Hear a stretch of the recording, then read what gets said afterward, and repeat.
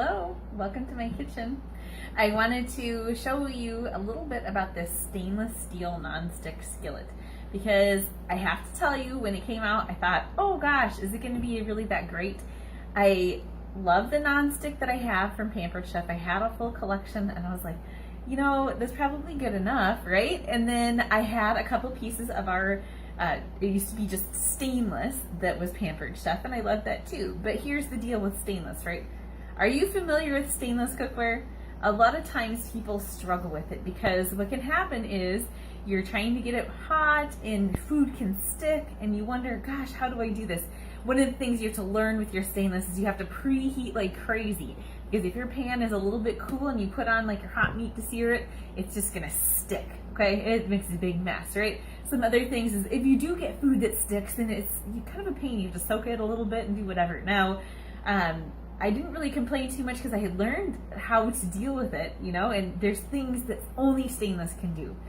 It browns your meat the best. You can only do pan sauces when you're doing a stainless, because how else are you going to get that crisp crust, that bond that ends up in your pan, you know, those little dripping pieces that are left?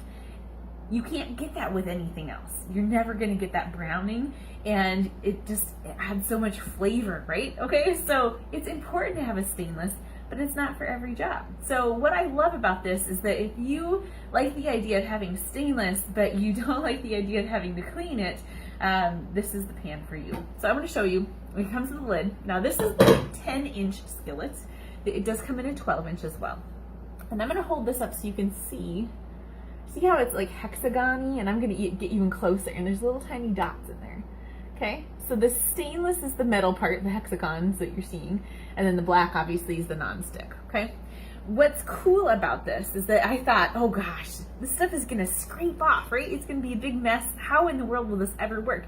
But the thing is, the stainless part, those hexagons, are slightly higher than what the nonstick coating is. And so as you're scraping and doing all of your stuff, you're never having your spoon or your fork or whatever it is touching that nonstick. There is no contact. And that is the beauty of it, okay? Like, so you have enough. Now, you're gonna say, this mostly looks like nonstick, how would it ever get a sear? But there is enough stainless on here that it performs like it's a stainless pan. So you're gonna be able to do all those wonderful things. And yes, you can broil with this. Yes, you can start things on your stovetop and finish it in the oven. Yes, you can do all those things. And yes, this can go in your dishwasher, even though it has that nonstick.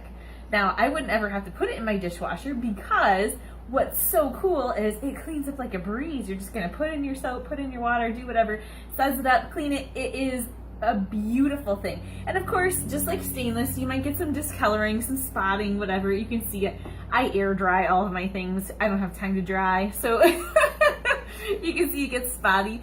You can use a stainless cleaner on the outside and even on this outer rim. You wouldn't want to do it in with the nonstick though, just so you know that. But it doesn't really discolor or anything.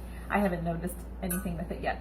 So one of the recipes we're doing today, the chicken ravioli skillet, is a wonderful, wonderful dish.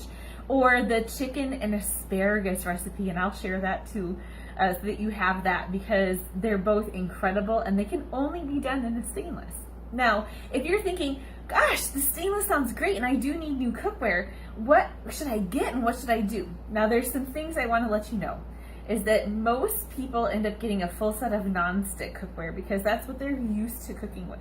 Now, I'm going to tell you, ours is some of the safest stuff out there. Is PFOA free. That's the bad stuff in your nonstick. It doesn't scrape off. It doesn't peel like a Teflon. It's not a Teflon.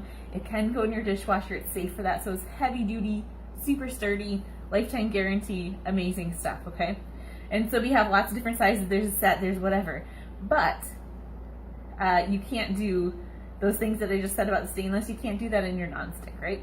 And vice versa. So if you're cooking in here, but you want to have a good fried egg, you probably don't want to cook it in your in here. You want to get an actual nonstick pan, because you will have some sticking in here even with a little bit of oil. So yes, you do want to use a little oil in here, a little butter, whatever it is, to just like you would with a stainless. Don't feel like you have to douse it in here.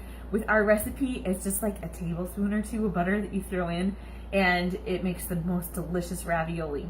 The other trick with stainless, do not stir all the time. You want to have that surface touching so you get that beautiful browning. And don't be peeking at it, especially if you're trying to brown meat. Don't be peeking at your meat. Just let it do its thing, and then go ahead and flip it over. So a good rule of thumb, if you have a thinner chicken breast, like I always like to cut mine in half with a closing cut, and then I'll do that. A good rule is if you have a nice warm, medium heated pan, do 3 minutes on one side, and then start thinking about flipping. So 3 to 5 tops, and then go ahead and flip. And the other side will be less. So a lot of times it's like 2 to 3 minutes. Now with my grill pan, I never have to worry about it because it's 3 minutes on one side, 2 on the other, it's done. Like take it off and don't even let it sit. It's perfect, okay? But with this, it'd be a little longer because it doesn't have the press on top. So hope this gives you some great ideas and lets you know why this really cool hybrid, the stainless steel nonstick, is so great. And I really do think you would enjoy having a piece in your kitchen. Catch you later.